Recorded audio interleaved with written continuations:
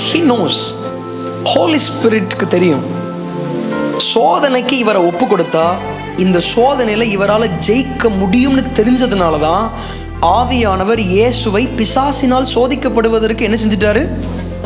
இந்த பேதுருவை எதில் போட்டு புடைப்பதற்கு உத்தரவு கேட்டான்? எதுல சொல்லுங்கண்ணா? என்ன இந்த அரிசி புடைப்போம்ல, யோபுடைய வாழ்க்கையை பார்க்கிறோம்.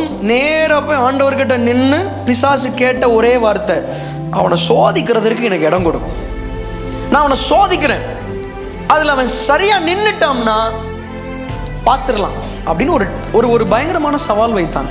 ஆண்டவர் சொன்னார், நீ என்னத்தை வேணாலும் எடு, எதை மட்டும் எடுக்க உனக்கு அனுமதி இல்லை. போய் எல்லாம் பண்ணிட்டு திரும்பி வந்து அவனே சாட்சி கொடுத்தான். நானும் சுற்றி எல்லாத்தையும் அடித்து பார்க்குறேன், வானத்திலேருந்து சபேரியரை விழ வச்சு பார்த்தேன், எல்லாம் செஞ்சு பார்த்துட்டேன், ஆனால் நீரோ அவனுடைய வீட்டை எதனால் அடைத்திருக்கிறீர்? பயங்கரமான ஒரு ஃபென்ஸ் ஆண்டவர் போட்டு வச்சிருந்தார்.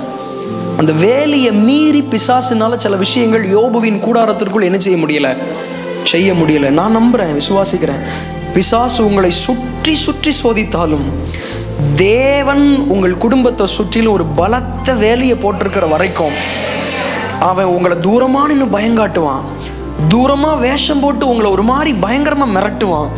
ஆனால் கர்த்தரோ ஒருபோதும் அவனுடைய கரத்தில் உங்களை முழுமையாய் விட்டு கொடுக்கவோ ஒப்பு கொடுக்கவோ தேவன் அனுமதிக்கவே மாட்டார்.